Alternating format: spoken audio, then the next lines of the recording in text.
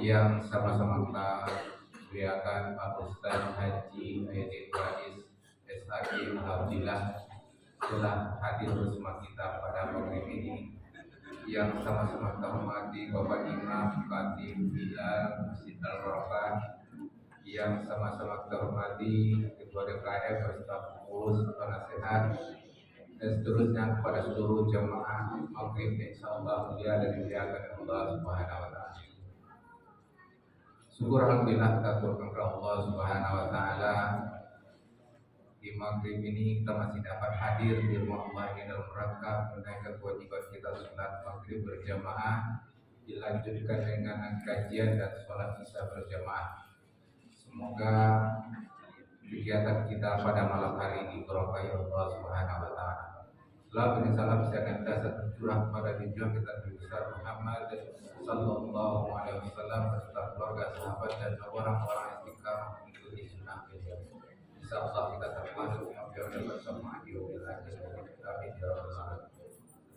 Jamaah Masjid Al-Barokah yang dimuliakan Allah, seperti biasa kita mengadakan kajian Ahad malam Senin minggu ketiga ini akan diisi oleh Ustaz Haji Aidil Rais SHG Alhamdulillah hadir bersama kita. Untuk menghemat waktu, marilah kita mulai kajian kita ini dengan sama-sama pada lafaz basmalah. Bismillahirrahmanirrahim. Kepada Pak Ustaz waktu dan tempat.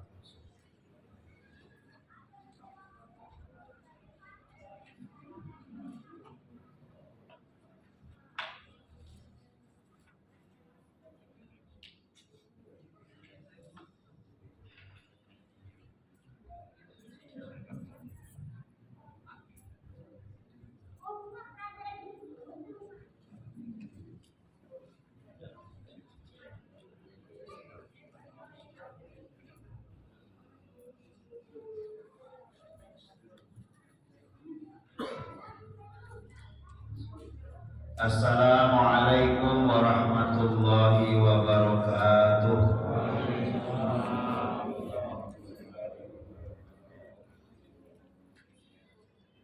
Alhamdulillah rabbil alamin, wa bihi nasta'inu ala umuri dunya waddin. Asyhadu an la ilaha illallah wahdahu la syarika lah, wa asyhadu anna Muhammadan abduhu wa rasuluhu sallallahu alaihi wasallam la nabiyya ba'da. Allahumma salli ala sayyidina Muhammad wa ala alihi wa sahbihi wa man tabi'ahum bi ihsanin ila yaumil qiyamah. Qala Allah ta'ala, a'udzu billahi minasy syaithanir rajim. Bismillahirrahmanirrahim. Qul bi fadlillahi wa bi rahmatihi fa bidzalika falyafrahu wa khairum mimma yajma'un. Wa qala fi ayatin ukhra, ya ayyuhalladzina amanu kutiba alaikumus syiyam kama kutiba alal ladzina min qablikum la'allakum tattaqun. Qala Nabi sallallahu alaihi wasallam, man shoma ramadhana imanan wa ihtisaban ghufira lahu ma taqaddama min dzambihi. Shadaqallahul azim wa shadaqa rasulun nabiyul karim. Yang kami muliakan Bapak Imam Masjid Al-Barokah serta pengurus Ketua BKM, pengurus Masjid Khatib Imam dan Khatib Bilal Karim. Yang kami muliakan para alim ulama, tokoh agama, para haji, hajah, jamaah Masjid Al-Barokah, orang tua kami Bapak Haji Sarkati yang malam ini hadir dan kami muliakan bapak-bapak, ibu-ibu sidang jamaah maghrib dan isya yang kami muliakan rahimahullah. Mari kita bersyukur kepada Allah Subhanahu wa taala atas curahan nikmat yang tidak pernah putus kita terima hingga Salam dan salam semoga Allah Subhanahu wa taala senantiasa mencurahkan kepada junjungan kita Nabi Muhammad sallallahu alaihi wasallam. Ibu-ibu dan bapak-bapak sedang jamaah yang kami muliakan, kembali kami diamanahkan oleh Ustadz UJA untuk menggantikan beliau di pengajian ini. Tadi pagi juga beliau mengamanahkan kami juga untuk menggantikan beliau di Masjid Al-Muhajirin Putra, karena kondisi beliau sedang kurang fit. Kalau untuk pagi tadi itu sekitar jam 9 malam tadi di WA saya gantikan di Masjid Al-Muhajirin. Saya tengok-tengok dari foto-foto atau yang sudah saya simpan di HP kan, rasanya baru kemarin baru lagi. Karena malam sudah juga malam, kita juga sudah tidak mungkin cari pengganti yang lain, jadi itu terpenuhi. Kemudian alhamdulillah sudah dilaksanakan. Tadi setelah sore juga sampai dia rekam suaranya pakai VN namanya gini. Nah, kemudian dia juga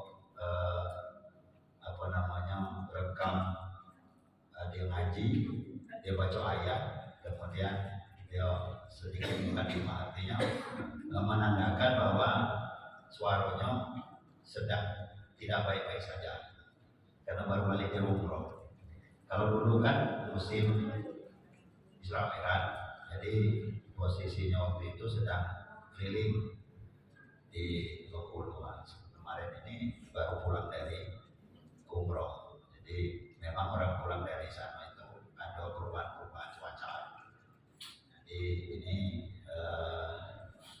asbab daripada kenapa saya sampai hadir lagi. Jadi sebagaimana yang pernah saya sampaikan bahwa kami ini sebenarnya masih fakir dalam ilmu kan. Saya sering berkali-kali mengatakan evaluasi kaji, kalau misalnya memang jamaah itu memang kurang berkenan, apa untuk kita terima dengan lapang dada, ya, dengan senang hati bahkan. Jadi itulah alasan kenapa saya kembali bisa bersama bapak-bapak, ibu-ibu, para jamaah.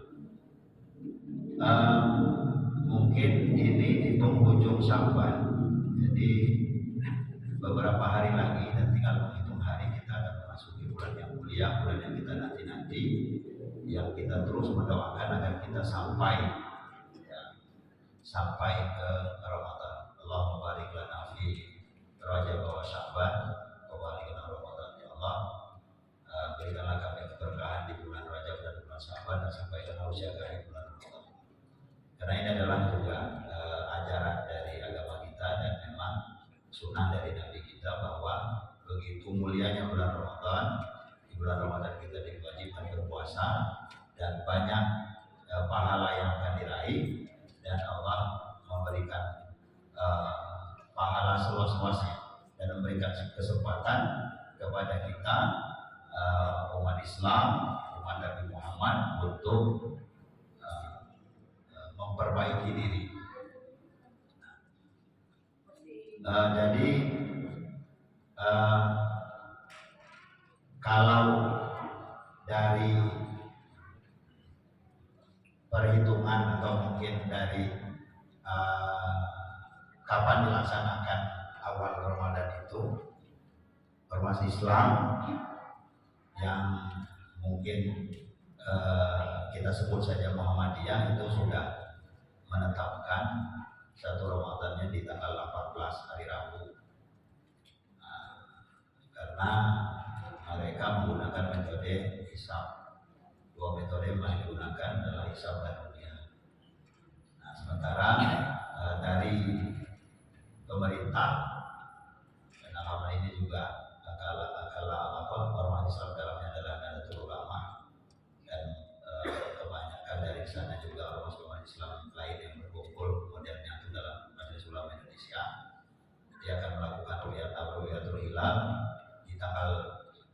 17 sore dan kemudian mendengarkan putusan sidang isbat di Kementerian Agama Pusat.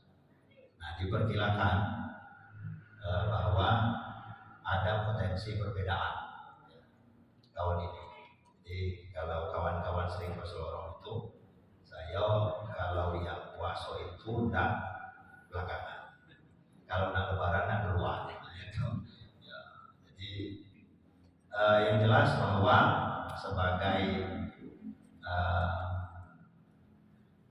masyarakat, sebagai umat yang punya pemimpin, barangkali tentu kita hati Allah, hati Rasulullah dalam berminggu. Namun di samping itu juga tidak juga memberikan halangan ketika ada memang punya kita ada pemahaman tersendiri di kita untuk bisa mengikuti yang mana yang sesuai dengan keyakinan kita. Bapak dan Ibu, terkait dengan puasa ini tentu persiapan-persiapan yang kita lakukan, persiapan ilmu, persiapan kemudian persiapan fisik dan persiapan finansial. Ya, terkait dengan persiapan menghadapi Ramadan, karena kita hendak berpuasa sebulan penuh dan ini adalah rukun Islam, maka memerlukan juga kekuatan fisik di sana. Maka persiapan paling tidak yang pertama persiapan ilmu. Ilmu yang dimaksud di sini adalah meskipun kita laksanakannya itulah setiap tahun kita laksanakan, tetapi mungkin perlu pengulangan atau mungkin ada hal-hal yang barangkali belum sempurna kita sempurnakan di tahun ini. Dan ada juga sebagian ulama berdoa dan juga diikuti oleh umat Islam bahwa berharap atau mungkin barangkali bahasanya seolah-olah Ramadan tahun ini itu adalah Ramadan yang terakhir. Nah, gitu. Jadi saking begitu inginnya kita bahwa ketika menghadap Allah Subhanahu wa taala dalam keadaan bersih, dalam keadaan suci, dan insya Allah apa yang diharapkan dari Ramadan itu la'allakum tattaqun itu benar-benar dapat dicapai. Jadi perlu persiapan ilmu. Jadi ilmu terkait dengan kaifiat. Jadi puasa itu di sana ada bagaimana puasa yang benar, hal-hal yang membatalkan dan mengurangi pahala puasa. Karena pengertian dari puasa itu secara umum adalah menahan diri dari makan dan minum serta hal-hal yang dapat membatalkan puasa. Jadi menahan diri dari makan dan minum serta hal-hal yang dapat membatalkan puasa dari terbit fajar hingga terbenam matahari. Makan dan minum itu dalam artian bahwa hal-hal yang memang halal selama ini dilakukan. Juga hal yang membatalkan puasa juga terkait dengan hal-hal yang halal kita lakukan, baik siang hari maupun malam hari. Ini cuma minta ditahan siang deh, dari mulai terbit fajar hingga terbenam matahari. Nah, sebelum berlanjut kita tengok lagi, mengulang-ulangi lagi pengetahuan kita tentang sejarah puasa itu sendiri. Dalam Al-Quran disebutkan dalam surat Al-Baqarah 185, ya ayyuhalladzina amanu kutiba alaikumusiyam kama kutiba alal ladzina min qablikum la'allakum tattaqun. Hai orang-orang yang beriman, wahai orang-orang yang beriman,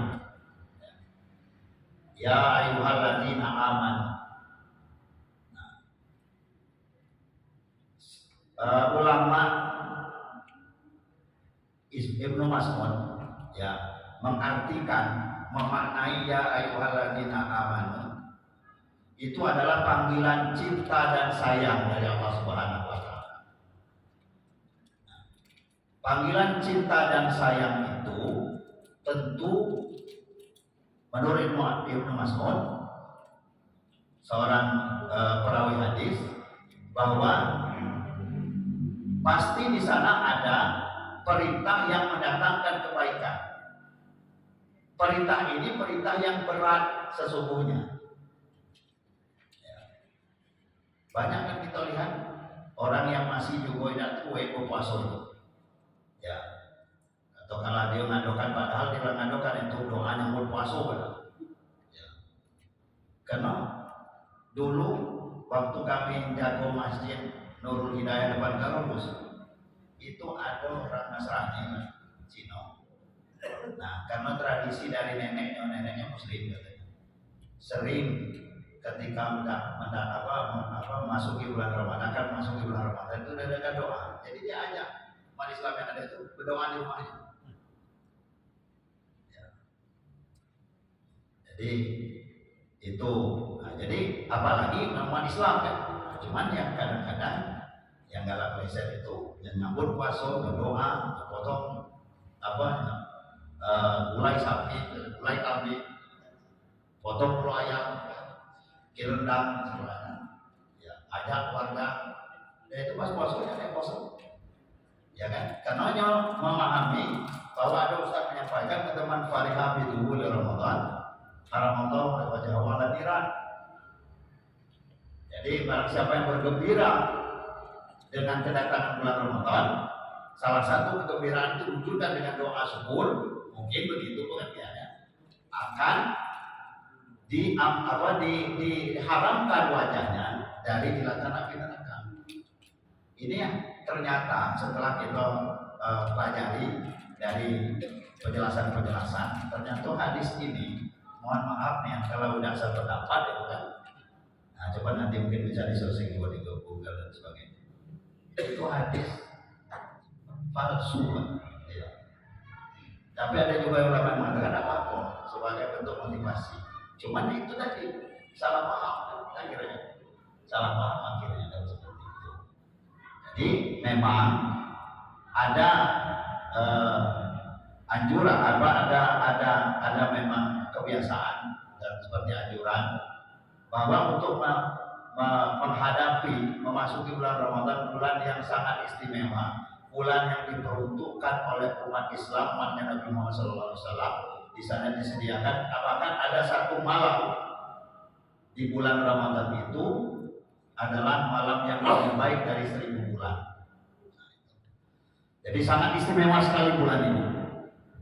Nah, jadi memang dikhususkan untuk ini berdasarkan sejarahnya bahwa Nabi Muhammad itu bermohon kepada Allah Subhanahu wa taala, ya Allah, umur umatku itu amal umati baina sittin wa sab'ina sana. Pendeknya tidak panjang umur. Kalaupun ada 80 yang masih beribadah itu tidak banyak. Yang cukup kurang dari 60 itu banyak pula yang meninggal. Jadi akulah bonus untuk umatku ini. Aku berharap umatku itu panjang umurnya, sukses pula ibadahnya. Tetapi ya rata-rata itulah umurnya. Maka dari itu Allah Subhanahu wa taala sebagai kasih sayang kepada hamba-hambanya termasuk umat Nabi Muhammad SAW Islam, maka diberikanlah 1 bulan penuh itu untuk di mana di sana doa dikabulkan, kemudian taubat diterima, pintu-pintu surga dibuka, pintu neraka ditutup, setan dibelenggu dalam sebuah hadis.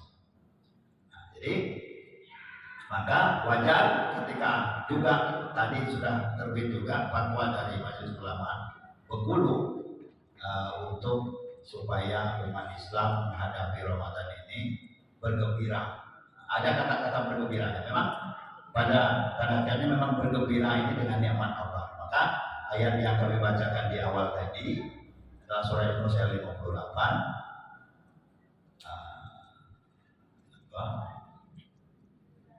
Lupa tengok catatan. Qul bi fadlillahi wa bi rahmatihi fa bidzalika falyafrahu wa khairum mimma yajma'un. katakanlah dengan karunia Allah dan rahmatnya, dan dengan itu hendaknya kalian akan mereka bergembira. Yang demikian itu adalah lebih baik dari apa yang mereka pikirkan. Jadi bergembira dengan nikmat Allah. Nikmat Allah itu adalah diberikannya keleluasaan bagi umat Islam untuk melaksanakan ibadah dan diberikan pahala yang sebanyak-banyaknya, diampuni dosa-dosanya, diterima taubatnya. Maka ini adalah rahmat dan karunia Allah itu. Nah, hendaknya kita bergembira. Ini dasar yang kuat surat Al-Baqarah, surat Yunus ayat 58. Bapak Ibu sidang jamaah yang dirahmati Allah Subhanahu wa taala. Jadi tentu bahwa puasa ini kemudian lanjutan dari ayat ya ayyuhallazina amanu, panggilan cinta tadi, kutiba alaikumus syiyam kama kutiba alal ladzina min qablikum. Jadi bahwa memberikan pengertian bahwa puasa ini tidak sesungguhnya. Jadi supaya itu tidak terasa berat, maka yang dipanggil oleh Allah Subhanahu wa taala dengan cinta tadi adalah orang yang beriman. Kalau orang yang beriman itu dia sami'na wa ata'na, dia dengar dan dia taati. Innamal mu'minuna alladzina idza dzukirallahu wajilat qulubuhum. Orang-orang yang beriman itu apabila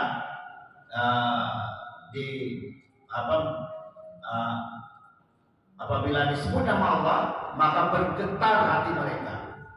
Ya, apalagi ini panggilan cinta dan sayang dari Allah Subhanahu wa taala. Disuruh ya ayyuhalladzina amanu. Nah, kemudian setelah dipanggil dengan panggilan cinta, rupanya Allah Subhanahu wa taala ada perintah. Dan perintah itu mendatangkan kebaikan. Kebaikan apa yang didapat? Bahwa kemudian di ujung ayat nanti setelah disebutkan bahwa kama kutiba alal ladzina min qablikum, bahwa puasa itu sungguh tidak berat. Dulu juga ya pernah dilaksanakan oleh umat sebelum kamu. Supaya apa? Apa kebaikan itu? La'allakum tattaqun, agar kamu bertakwa. Baru mudah-mudahan baru agar supaya kamu bertakwa. Kita tahu bahwa derajat yang tinggi di sisi Allah Subhanahu wa taala di antara kita, di antara kalian, kata Allah, adalah yang paling bertakwa, yang bertakwa. Jadi untuk mencapai ketakwaan itu harus dengan berpuasa. Jadi kembali bahwa puasa dilakukan dengan bahwa pernah dilakukan oleh umat-umat sebelum kita, sebelum umat Nabi Muhammad. Ternyata dari sejarah kita dapat pelajaran bahwa Imam Al-Qurtubi menjelaskan bahwa Nabi yang pertama sekali melaksanakan puasa itu sebagai ibadah, sebagai wujud rasa syukur kepada Allah Subhanahu wa taala, karena pada waktu itu daerahnya atau negerinya dilanda oleh badai yang sangat dahsyat sehingga pola-poranda dan dia terselamatkan daripada itu. Maka dia bersyukur kepada Allah dengan berpuasa. Cuma tata cara puasanya belum seperti apa yang kita laksanakan di bulan Ramadan. Seperti itu. Jadi Nabi Nuh alaihissalam melaksanakan puasa. Bukan namanya puasa Ramadan, tapi puasa sebagai bentuk rasa syukur. Nah, itu. Ada juga kita ketahui dari sejarah bahwa ada namanya puasa Daud, sehari puasa sore tidur, ya kan? Tapi kemudian diikuti oleh umat Islam, diikuti oleh Nabi Muhammad, dijadikan puasa sunnah. Yang juga dilakukan oleh Nabi puasa sunnah adalah puasa Senin Kamis. Nah, kemudian pada masa atau puasa yang dilakukan atau di masa Nabi Muhammad SAW juga sebelum disyariatkan puasa yang menjadi kewajiban di bulan Ramadan dilaksanakan sebagai rukun Islam, ada puasa yang ternyata Nabi sudah melakukan puasa sebelumnya. Jadi di setiap bulan itu Muharram, terus Safar, Rabiul Awal, Rabiul Akhir itu selama 3 hari. Puasa yang dilakukan itu adalah belum ada syariatnya, tetapi dia laksanakan sebagai untuk upaya menghambakan diri, melaksanakan pengabdian, menyembah Allah Subhanahu wa taala. Nah, sebagai ibadah kepada Allah Subhanahu wa taala dilakukan oleh Nabi Muhammad SAW. Puasa apa namanya? Puasa pada tanggal 13, 14 dan 15 yang disebut dengan Ayyamul Bid. Dan termasuk juga di dalamnya ada puasa Asyura 10 Muharram. Itu dilakukan sehingga turunlah perintah melalui Al-Quran, turun Al-Quran surat Al-Baqarah ayat 183. Itulah kemudian baru dilaksanakan puasa di bulan Ramadan yang terjadi pada 2 tahun kenabian, sekitar 18 bulan setelah Nabi melaksanakan hijrah dari Mekah ke Madinah. Itu sejarahnya seperti itu. Itu di zaman Rasulullah. Nah, kemudian setelah perintah ini turun, maka puasa Ramadan dilaksanakan di bulan Ramadan selama sebulan penuh. Bapak dan Ibu, sidang jamaah yang dirahmati Allah Subhanahu wa taala. Kemudian selama hidupnya Rasulullah SAW melaksanakan puasa Ramadan itu lebih kurang 9 kali. Jadi 9 kali saja dalam sejarah diceritakan Nabi melaksanakan ibadah puasa itu. Makanya Nabi bersabda kembali hadisnya yang sahih yang diriwayatkan oleh Bukhari dan Muslim, man shoma Ramadana imanan wa ihtisaban ghufira lahu ma taqaddama min dzambi. Barang siapa yang berpuasa Ramadan dengan iman dan mengharap pahala dari Allah Subhanahu wa taala, akan diampuni dosa-dosanya yang telah lalu. Bapak dan Ibu, apa kemudian yang menjadi hikmah puasa Ramadan itu? Yang pertama, sesuai dengan surat Al-Baqarah ayat 183 adalah meningkatkan ketakwaan. Karena berpuasa itu menahan diri ya dari hal-hal yang dapat membatalkan puasa. Menahan diri dari yang dapat membatalkan puasa. Kemudian menahan fokus kepada mendekatkan diri kepada Allah Subhanahu wa taala. Kemudian menahan hawa nafsu. Jadi bersabar, kemudian menahan diri dari hal-hal yang dihalalkan oleh Allah Subhanahu wa taala. Yang makan dan minum pada siang hari kan halal, tapi kemudian tidak boleh alias haram boleh seperti itu karena berpuasa. Nah, termasuk hubungan. Nah, kalau saya lama Pak, sudah 7 bulan lebih kurang berpuasa yang itu. Nah, tetapi Allah Subhanahu wa taala Maha Pengasih lagi Maha Penyayang, turun juga ayat uhilla lakum lailatas syiyam rafasu ila nisaikum. Kalau puasa dulu dan niat itu dilakukan itu, baik siang maupun malam puasanya. Nah, tetapi setelah turun ayat dan tentang dihalalkan dibolehkan pada malam hari, maka malam hari dilakukan. Dulu juga ada riwayat kita baca bahwa puasa itu aturannya belum menahan itu belum mulai dari terbit fajar. Artinya dia setelah malam masuk sampai tengah malam atau bahkan setelah dia sholat isya itu mulai menahan. Jadi sangat panjang waktunya berpuasa. Nah, tetapi kemudian disampaikan oleh wahyu bahwa ketentuan berpuasa itu adalah siang hari dari mulai fajar hingga terbenam matahari. Kemudian puasa juga hikmahnya adalah melatih kesabaran. Maka ada yang berpuasa di antara kamu, kata Rasulullah, maka jangan berkata kotor. Kemudian jangan ribut, jangan bertengkar. Kalau ada yang ngajak bertengkar, ngajak ribut atau kecekan, saya berpuasa. Ya. Ana shaim. Kemudian hikmah yang selanjutnya adalah membersihkan jiwa dan raga. Salah satu kita sering mendengar dan sudah mengetahui bahwa wasumu tasih, puasa kamu jadi sehat. Dan insya Allah niscaya kamu sehat. Jadi kenapa?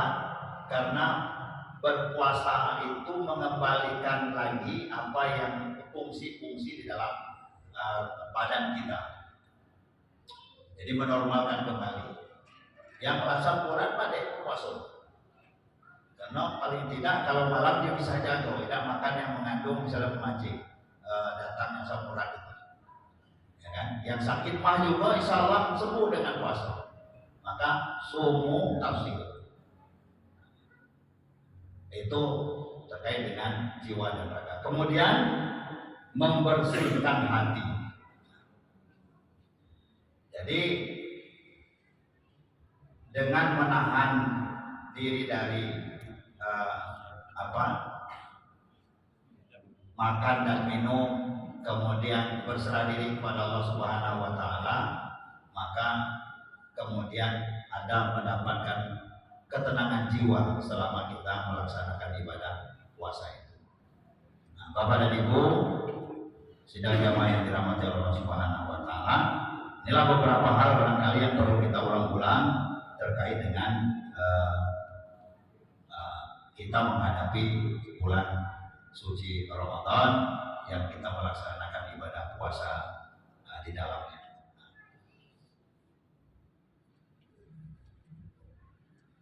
Para salafus saleh sebenarnya kalau yang kita tahu itu kan dalam menghadapi ketika memasuki bulan suci Ramadan itu mulai dari bulan Rajab kita berdoa kepada Allah Subhanahu wa taala, Allahumma barik lana fi Rajab wa Sya'ban wa balighna Ramadan. Ya Allah, berikanlah keberkahan di bulan Rajab dan bulan Sya'ban dan sampaikanlah usiaku di bulan Ramadan.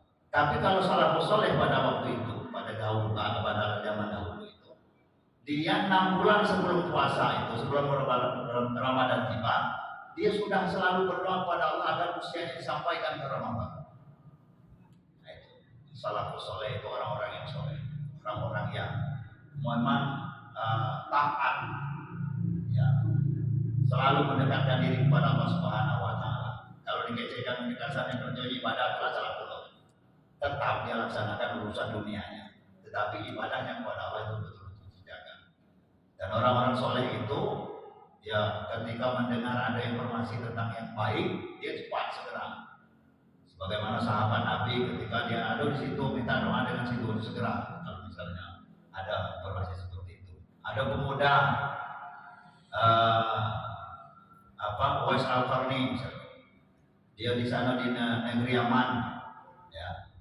Dia minta doa kayaknya berangkat sahabat Umar bin Khattab terutama berangkat ke situ. Apa yang siapa pemuda itu dicari? Rupanya apa yang dilakukan oleh Uwais Al-Qarni itu? Nah, jadi yang dilakukan oleh Uwais Al-Qarni itu adalah dia begitu baktinya kepada emaknya, begitu dia menyayangi emaknya, merawat emaknya dengan baik. Yang masih bujang Uwais Al-Qarni itu. Emaknya lah sudah lumpuh, kemudian juga ada lagi kekuatan fisiknya gitu kan, tapi masih tetap bisa beribadah. Dan itu dilayani oleh Uwais Al-Qarni, seorang pemuda taat itu. Nah, apa yang diminta ibunya itu pasti dipenuhi. Nah, ada Ada satu ketika ibunya minta berangkat haji. Dari Yaman ke Mekah itu jaraknya 600 kilo. Berapa jam itu, Pak? 600 kilo kalau naik kendaraan. Nah, kalau berjalan kaki ya nanggung juga itu. Tapi tidak ada pilihan lain. Jalan kaki itulah. Dari Yaman ke Mekah. Bolak-balik 1200. Lo apa batak mak ini dikata, dipotong, dia digendong. Nah, jadi supaya dia itu bisa kuat mengangkat maknya ini, ya, dia latihan ngangkat lembu, naik bukit turun bukit, sehingga sampai waktunya haji tiba, ya mak berangkat, gendong. Dia turunkan maknya itu kalau nak istirahat sebentar, kemudian dia mungkin ada makan dan buang air, ibadah, kemudian sholat. Itu wajib. Jadi itulah yang dilakukan sehingga tuntas pelaksanaan haji maknya itu. Dia tidak pernah bertemu dengan Rasulullah. Rasulullah itu dapat kabar dari malaikat Jibril bahwa ada anak muda seperti itu santunin kepada orang tuanya. Jadi dengan hal itu disampaikan sahabat cari, mengambil kabar, cari. Rupanya itu amalan. Jadi salafus saleh ya sahabat Nabi, sahabat tabiin dan kemudian barulah kemudian selanjutnya salafus saleh. Itu masih taat orangnya, entah ada begini. Ya kita tahu sendiri lah kan gitu ini. Ya kadang taat, kadang tidak. Ya si dua yang wajar aja. Supaya jelas kita berusaha untuk baik. Nah, jadi salafus saleh itu 6 bulan sebelum masuk ke Ramadan itu yang berdoa kepada Allah agar sampai ke bulan Ramadan. Dan kemudian setelah selesai Ramadan, merayakan Idul Fitri, dia berdoa juga kepada Allah agar ya ibadahnya itu diterima. Jadi salafus saleh itu menggantungkan segala masalah hidupnya itu, dunia akhiratnya itu dengan selama dia masih hidup di dunia dengan Ramadan. Jadi betul-betul Ramadan ini membawa sesuatu yang sangat berarti dalam hidup di dunia hingga di akhirat. Nah, jadi mari kita song-song Ramadan ini dengan persiapan yang sebagaimana disebutkan di atas tadi, persiapan ilmu, persiapan fisik, dan persiapan finansial. Finansial itu apa? Karena kita nambah infak, banyak pahala. Kita juga mungkin memasak bukuan waktu masjid itu pahalanya besar untuk memberikan makan kepada orang yang berpuasa. Nah, kemudian tentu juga ibu nak siapkan juga yang untuk menu sahur, menu berbuka supaya puasa kita lebih bermakna. Tentu jangan pula artinya kita persiapkan finansial itu sehingga di puasa itu tidak terganggu dalam hal mencari itu tadi. Ya kalau kada dusun kami yang Ganus itu kadang bulan puasa itu hanya baik cari. Orang tidak cari kesempatan kita dapat banyak itu pulau gaji. Targetnya apa? Baju lebaran, jalan-jalan dan lain sebagainya. Padahal bukan itu. Ramadan ini yang harus kita sukseskan, kita mantapkan finansial kita maka untuk menyumbang ibadah puasa kita. Itu yang dimaksud dengan persiapan finansial. Mudah-mudahan manfaatnya terutama bagi pribadi kami sudah 1940, artinya kalau Isya itu 1941 mereka. Nah, paling mau ya, ada 4 menit lagi waktunya untuk persiapan sholat Isya. Jangan banyak bertanya. Kita saling memaafkan, kita lah sering bertemu, kemarin sebulan yang lalu kita bertemu, kini bertemu lagi. Mungkin ada hal-hal yang kurang wajar, kita masuk ke bulan suci Ramadan dengan hati yang bersih, kita saling memaafkan. Kalau tidak sempat nanti kita berjabat tangan, maka dalam kesempatan ini saya menyampaikan ucapan Assalamualaikum. Mohon maaf dan lahir batin. Semoga kita disampaikan di Ramadan dan melaksanakan dengan sebaik-baiknya. Dan insya Allah predikat takwa akan kita raih. Demikian. Billahi taufiq wal hidayah. Assalamualaikum warahmatullahi wabarakatuh. siapa? Ya. Waalaikumsalam warahmatullahi wabarakatuh. Ya, terima kasih kita ucapkan kepada Ustaz Aidil Rais SAG. Marilah kita tutup kajian kita pada malam hari ini. Sama-sama berdoa